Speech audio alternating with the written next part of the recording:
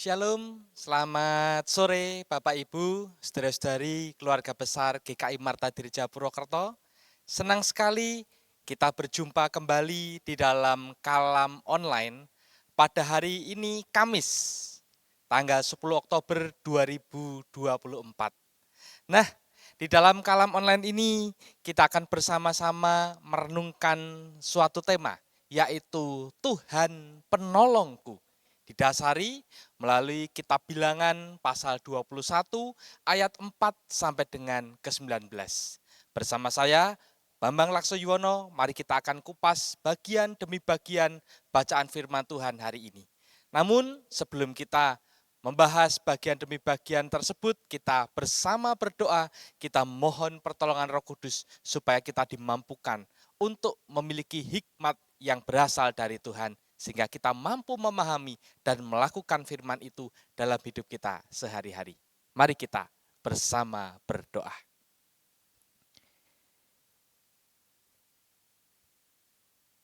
Ya Tuhan penolong kami,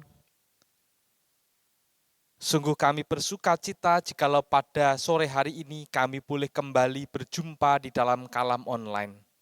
Kami akan kembali belajar dari sabda firman-Mu yang terus menjadi penuntun bagi langkah kehidupan kami, yang menolong kami untuk terus hidup bersama dengan Tuhan. Oleh karena itu kami mohon kuasa Roh Kudus tercurah atas kami masing-masing yang mengikuti kalam online pada sore hari ini, supaya kami dapat belajar dengan tekun, dengan sungguh-sungguh, dengan setia, sehingga kami boleh memahami dan mengerti akan sabda firman-Mu yang juga dapat kami lakukan dan terapkan dalam hidup kami sehari-hari secara nyata. Berkati juga anak-Mu yang Engkau panggil menjadi pemberita firman pada sore hari ini, supaya dengan pertolongan kuasa Roh Kudus, maka anak-Mu pun dapat bertutur kata dengan lancar, dengan baik, dengan benar, sehingga kami yang mengikutinya terus dibangun, iman kami terus bertumbuh di dalam Tuhan Yesus Kristus. Berkatilah kalam online ini dari awal hingga akhir. Di dalam nama Tuhan kami Yesus Kristus, kami berdoa. Amin.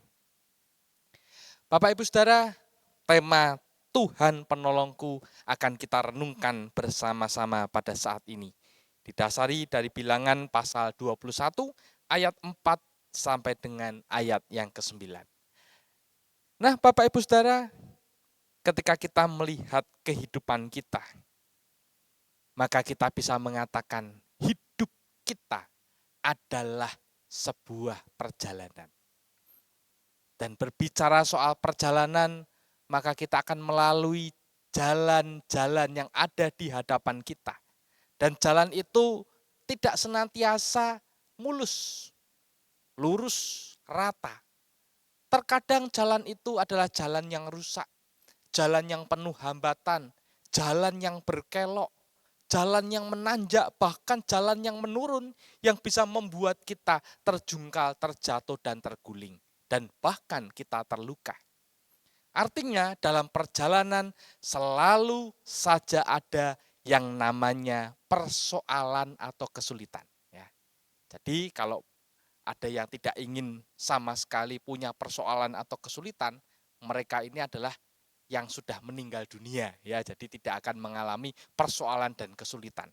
Tetapi bagi kita yang masih diberikan nafas hidup oleh Tuhan, maka kita akan selalu menghadapi persoalan atau kesulitan di dalam kehidupan kita. Baik itu di tengah hidup keluarga kita, bersama dengan pasangan, ada persoalan dengan suami atau istri, ada persoalan atau kesulitan dengan anak-anak kita, dengan orang tua kita, dengan anggota keluarga besar kita. Selalu ada persoalan itu dan akan kita hadapi senantiasa. Silih berganti, datangnya tidak ada yang tahu. Mungkin kita punya persoalan di tengah lingkungan kita karena kita adalah dari anggota atau kelompok minoritas. Sementara mereka mayoritas dan kita selalu ada persoalan dengan mereka. Ada konflik, ada kesulitan. Tidak jarang juga di tengah pekerjaan dan usaha kita terhimpit, kita tertekan oleh rekan kerja kita, oleh kompetitor bisnis kita. lawan bisnis kita.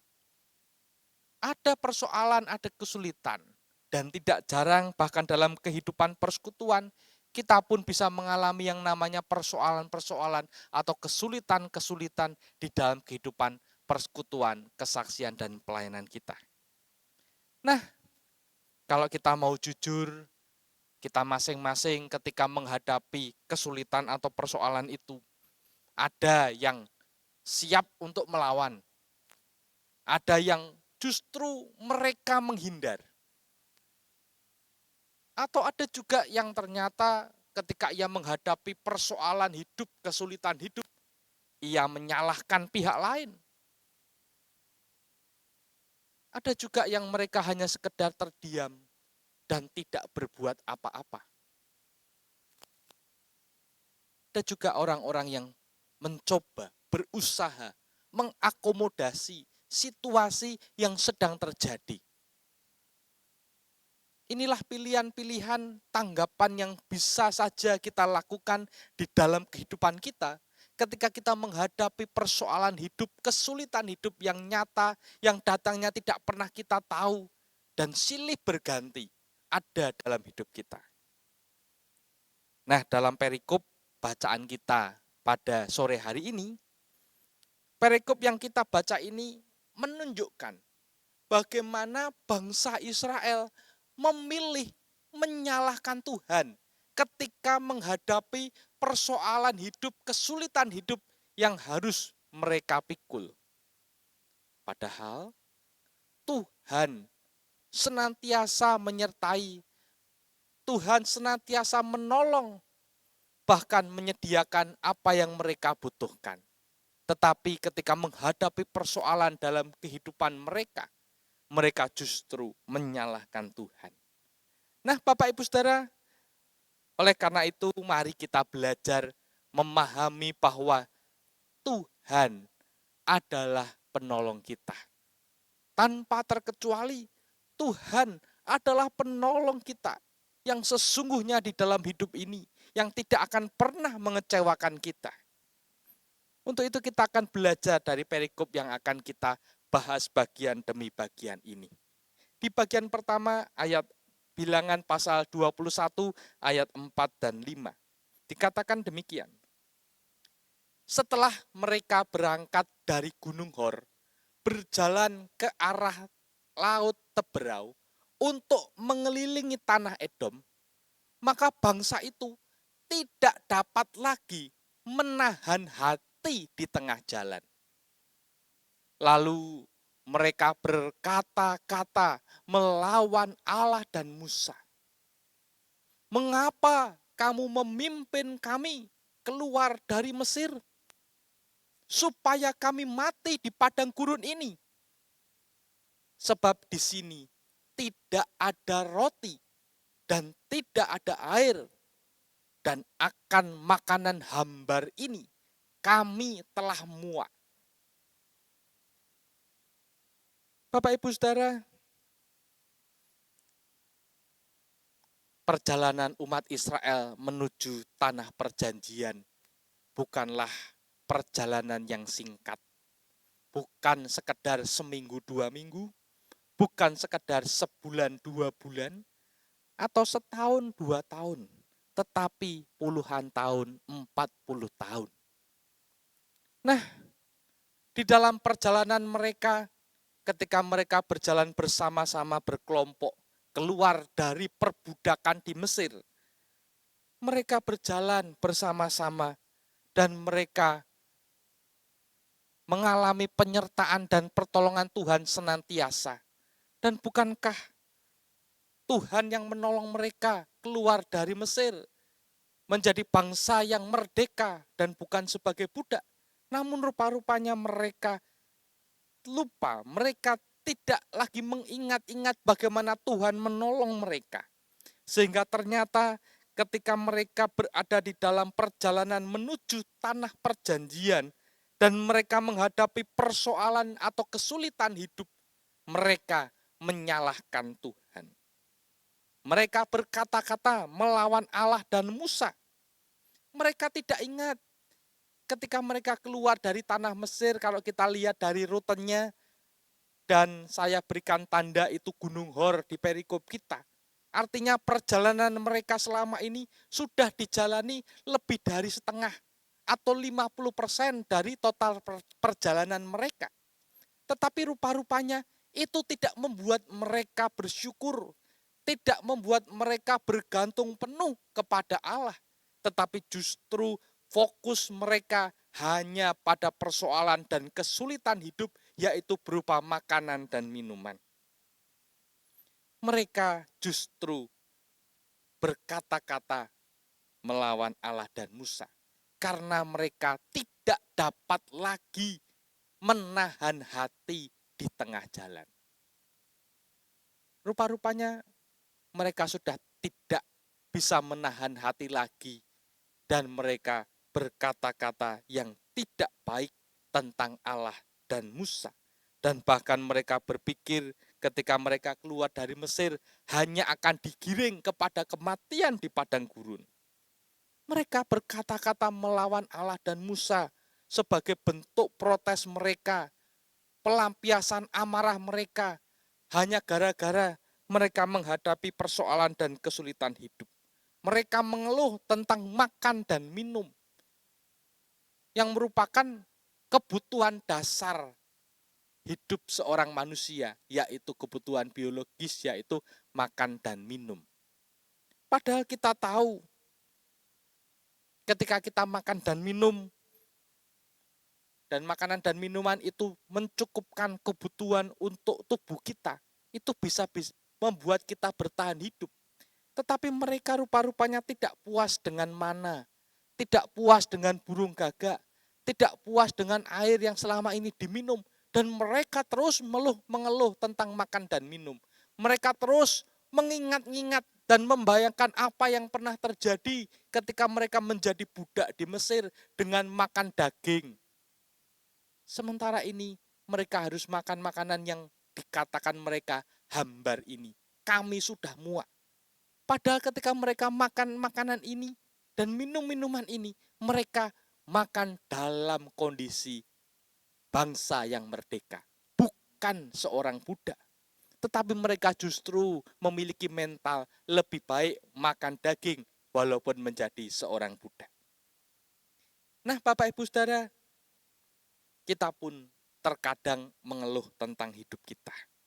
Seperti bangsa Israel, ketika kita sudah disertai dan ditolong oleh Tuhan dalam kehidupan kita, kita masih kurang bersyukur. Kita seringkali mengeluh. Apa yang kita miliki tidak pernah kita merasa puas. Sehingga kita katakan, Tuhan, apakah ketika aku hidup dengan mengikuti Engkau selama ini, hanya ini yang kami dapat? Apakah Engkau ingin membuat kami menderita ketika kami menjadi pengikut-Mu, menjadi pengikut Kristus, mengimani Yesus sebagai juru selamat? Apa balasannya Tuhan? Justru kami hidup seringkali menderita. Kami harus menahan kesabaran. Kami harus menghadapi penghinaan dari mereka yang tidak suka dengan kami dan lain sebagainya. Kita mengeluh. Dan tidak jarang keluhan kita juga berupa kebutuhan dasar manusia, yaitu makanan dan minuman. Kita merasa, Tuhan, kok makananku yang kumakan setiap hari seperti ini? Tidak ada perubahan. Kita mengeluh. Ya, kita ingin makan makanan yang mungkin harganya mahal. Padahal makanan mahal belum tentu cocok dengan lidah kita. Percayalah Bapak Ibu, ketika kita makan makanan yang ternyata tidak terbiasa kita makan, kita perlu beradaptasi dan cukup lama untuk hal itu. Ya. Jadi kita harus bersyukur atas makanan yang kita telah nikmati sampai detik ini. Itu pun adalah pemberian Allah dan kita harus memakannya, menikmatinya dengan penuh ucapan syukur. Di bagian selanjutnya, Bilangan 21 ayat 6, dikatakan lalu Tuhan menyuruh ular-ular tedung ke antara bangsa itu yang memagut mereka, sehingga banyak dari orang Israel yang mati. Perlu kita ketahui bersama Bapak Ibu Saudara, ular tedung ini termasuk salah satu ular yang berbisa. Ya. Ular ini biasanya terdapat di kawasan tropika dan bergurun di Asia dan Afrika. Ya. Kita bisa lihat gambarnya begitu menyeramkan ular tedung ini. Ya. Dengan kepala siap memagut, dan itu ternyata ada di antara bangsa Israel yang pada waktu itu justru berkata-kata melawan Allah dan Musa. Tuhan yang selama ini telah menyertai dan menolong mereka, menyuruh ular-ular itu ada di antara mereka. Mereka merayap ada di bawah kaki mereka, dekat dengan kaki mereka. Dan rupa-rupanya kehadiran ular tedung ini tidak hanya sekedar menakut-nakuti, merayap di bawah, tidak. Tetapi ternyata ular-ular ini pun memagut bagian tubuh dari orang-orang Israel. Dan dikatakan di dalam ayat 6 tadi, banyak dari orang Israel yang mati. Jadi ketika mereka dipagut oleh ular tedung atau ular yang berbisa ini, banyak di antara mereka yang harus meregang nyawa, harus mengalami yang namanya kematian. Dan itu tidak pernah mereka duga sedetik pun ketika mereka berkata-kata melawan Allah dan Musa. Bukankah mereka adalah manusia yang biasa yang membutuhkan pertolongan Tuhan, tetapi mereka justru berlagak yang paling berkuasa dengan hidup mereka sendiri. Mereka tidak menyadari Allah sanggup menolong mereka, tetapi mereka justru tidak percaya dengan rencana Allah, sehingga ular-ular tedung ini dikirim di antara mereka. Nah, Bapak Ibu Saudara, berkaitan dengan ular yang berada di antara bangsa Israel, tentu saja mereka yang melihat ular itu akan mengalami kekagetan dan ketakutan.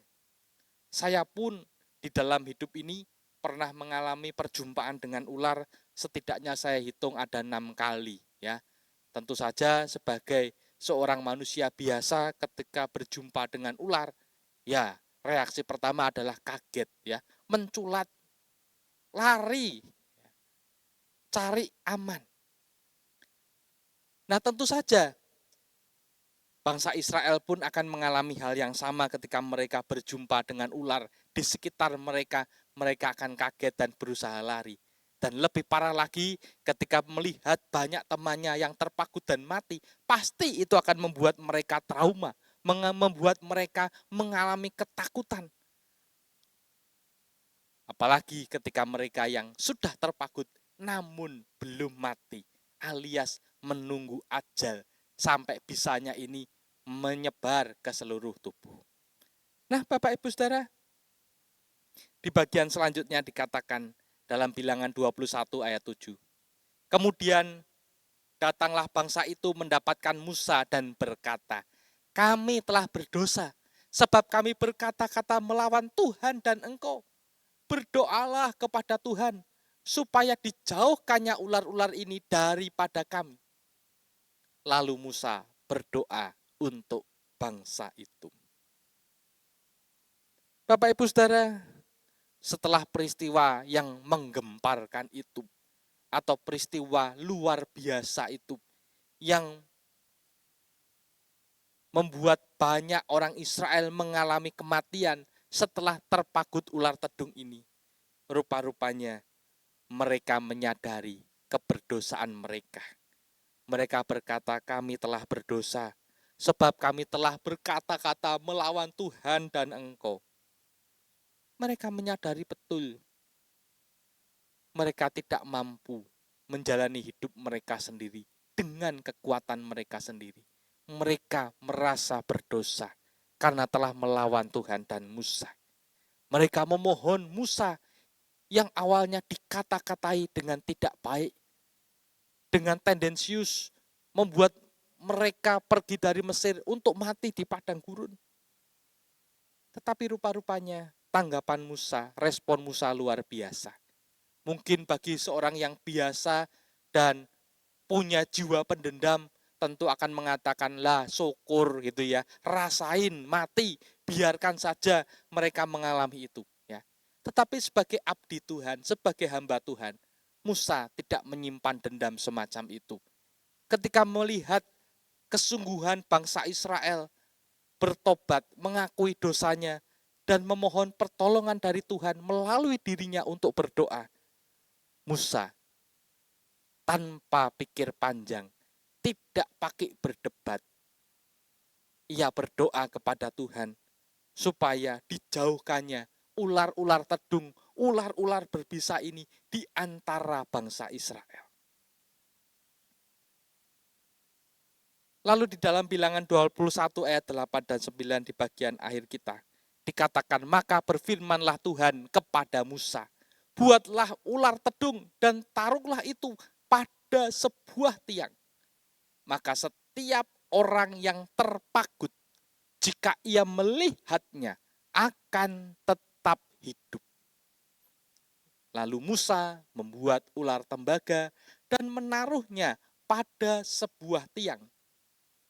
Maka jika seseorang dipagut ular dan ia memandang kepada ular tembaga itu, tetaplah ia hidup. Di bagian ini kita melihat bagaimana tanggapan Musa terhadap perintah Tuhan. Ia mematuhi perintah Tuhan untuk membuat ular tembaga dan menaruhnya pada sebuah tiang. Tentu saja tujuannya ketika ular ini ditinggikan dalam posisi yang tinggi, orang-orang yang ada di bawah itu dapat melihat dengan jelas ular tembaga ini. Musa tahu betul rencana pertolongan Tuhan di dalam kehidupan umat Israel yang dibutuhkan pada saat itu, khususnya mereka yang terpagut ular. Mungkin di antara kita ada yang bertanya, kok lihat ular berarti menyembah berhala, menyembah patung. Nah, Bapak Ibu Saudara, di sini Tuhan tidak sedang mengajarkan kepada umatnya atau kita untuk menyembah ular atau menyembah patung atau menyembah berhala. Di sini kita belajar bahwa Tuhan ingin mengajarkan kepada bangsa Israel bahwa jika mereka ingin tetap hidup dan selamat, maka mereka perlu mendengarkan perintah Tuhan, yaitu untuk memandang kepada ular tembaga. Jadi yang menyelamatkan, yang menolong tetap Tuhan. Ular tembaga itu hanya dipakai sebagai media saja. Tidak punya kuasa, tidak punya power apapun untuk menyelamatkan. Ya. Tetapi yang penting di sini adalah perintah Tuhannya. Ya. Tuhan menolong bangsa Israel. Medianya adalah supaya dapat dilihat. Yaitu ular tembaga itu ditinggikan dengan sebuah tiang. Orang Israel yang sudah terpagut dan terkena bisa ular yang seharusnya mati. Maka ketika mereka menuruti perintah Tuhan, mereka tertolong, mereka tetap bisa hidup dan menjalani kehidupannya kembali. Nah, Bapak Ibu Saudara, dalam kehidupan kita, seringkali kita larut di dalam pergumulan kita masing-masing. Kita yang sedang dalam pergumulan karena masalah tidak bisa melihat apa yang ada di sekitar kita. Dan terkadang kita tidak melihat Tuhan ada menyertai kita. Kita hanya bisa melihat suatu pintu yang tertutup. Nggak ada jalan keluar lagi untuk persoalan dan masalah hidupku. Janganlah kita kemudian larut di dalam persoalan dan kesulitan hidup kita. Hanya fokus kita soal itu. Sehingga kita tidak dapat merasakan kehadiran Allah di dalam kehidupan kita. Kita tidak pernah fokus lagi kepada Allah. Padahal ketika Allah hadir di dalam kehidupan kita, Ia merancangkan hal-hal yang baik dalam kehidupan kita. Pintu yang satu tertutup pasti akan dibukakan pintu yang lain. Menjadi penyelesaian dari persoalan hidup kita. Allah akan menolong kita. Namun di sini Allah ingin agar kita mulai mengarahkan mata dan hati kepada Allah Sang Penolong. Alih-alih kepada masalah-masalah yang kita hadapi. Ketika kita melihat salib Kristus yang ditinggikan, Ia yang sudah mati karena kita, manusia yang berdosa, menyelamatkan kita. Itu yang harus kita pandang. Kristus telah mati bagiku. Ia adalah Tuhan dan Juru Selamatku. Sehingga Ia lebih besar dari setiap masalah hidup yang sedang aku alami detik ini. Baik di tengah keluarga, baik di tengah pekerjaan dan usahaku, baik di lingkungan di mana aku tinggal, dan bahkan dalam kehidupan persekutuanku, kesaksian dan pelayananku di jemaatku masing-masing, khususnya di GKI Marta Direja ini. Ia lebih besar dari masalah-masalah yang aku hadapi. Dan aku percaya mataku dan hatiku hanya tertuju kepada Tuhan Sang Penolong yang mampu untuk menyelamatkan hidupku. Itu yang seharusnya kita lakukan di dalam hidup ini. Mengapa ular tembaga itu ditinggikan pada sebuah tiang? Supaya orang Israel tidak melulu matanya melihat ke bawah, yaitu ada persoalan-persoalan, yaitu ular tedung yang ada di bawah mereka, yang siap untuk mematikan mereka. Ketika ular itu ditinggikan, maka fokusnya bukan lagi melihat ke bawah, melihat persoalan, melihat ular tedung, tetapi melihat ular tembaga. Ada pertolongan Tuhan di sana. Jangan terus melihat ke bawah, tetapi lihatlah ke atas. Ular tembaga itu akan menyelamatkan hidupmu karena engkau mematuhi perintah Allah untuk memandangnya. Jadi Allah ingin kita tidak selalu fokus pada persoalan, tetapi fokusnya kepada Allah Sang Penolong kita. Untuk itu, saya mencoba menawarkan suatu solusi untuk kita, supaya kita dapat fokus kepada Allah, yaitu kita belajar sama-sama dengan cara doa kontemplasi. Apa Pak doa kontemplasi itu? Richard Foster dalam bukunya Prayer, Finding the Heart's True Home mengatakan bahwa doa kontemplasi menenggelamkan kita ke dalam keheningan Allah. Dalam bahasa saya, kita mengalami perjumpaan Allah di dalam keheningan. Ya. Doa kontemplasi ini mengambil waktu hening bersama-sama ataupun secara pribadi di dalam kamar kita. Ketika kita berdoa, kita hanya fokus kepada Allah melalui bantuan kitab suci, yaitu Alkitab kita. Pilihlah ayat, tidak usah panjang-panjang satu ayat, dan kita memfokuskan pada satu kata, dan itu yang akan kita renungkan terus-menerus. Disitulah kita akan mengalami perjumpaan dengan Allah. Sebagai contoh, ketika di dalam ayat Alkitab ada tulisan Tuhan menolong, maka kita akan memfokuskan pada kata menolong. Siapa yang menolong Tuhan? Lalu kita akan merefleksikan kembali kehidupan kita, flashback, melihat ke belakang, sampai detik ini, kok bisa aku masih tetap hidup? Semuanya pertolongan Tuhan. Bahkan ketika kita sejak di dalam kandungan, sejak ketika kita dilahirkan ke tengah dunia ini, kita bertumbuh, kita berkembang. Mungkin di antara kita mengatakan loh itu alamiah naturnya manusia. Tetapi jangan lepaskan dari campur tangan Tuhan yang akan memelihara hidup kita. Kita bertumbuh juga karena pertolongan tangan Tuhan melalui orang-orang di sekitar kita, orang dewasa, orang tua kita. Ya. Jadi ketika kita berdoa, kita fokusnya kepada Tuhan. Mungkin ada suara-suara di saat kita berdoa, mungkin ada nyamuk, ya, ada hal-hal yang membuat kita tidak fokus. Maka kita belajar untuk tetap fokus berdoa. Kita tidak menghiraukan suara-suara itu. Kita tidak menghiraukan apa yang ada. mengganggu kita seperti nyamuk dan sebagainya. Atau udara yang berhembus membuat kita kedinginan. Yang penting kita hanya fokus berdoa kepada Tuhan. Ini adalah doa kontemplasi. Ya.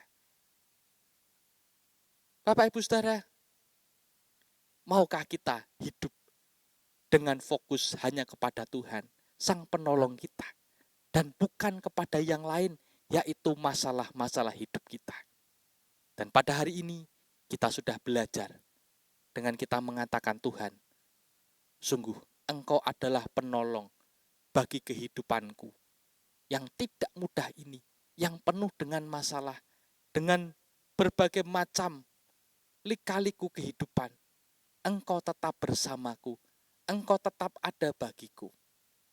Percayalah Bapak Ibu Saudara, ketika kita mau fokus, berpusat, bertuju hanya kepada Tuhan, maka Ia tidak akan pernah mengecewakan kita.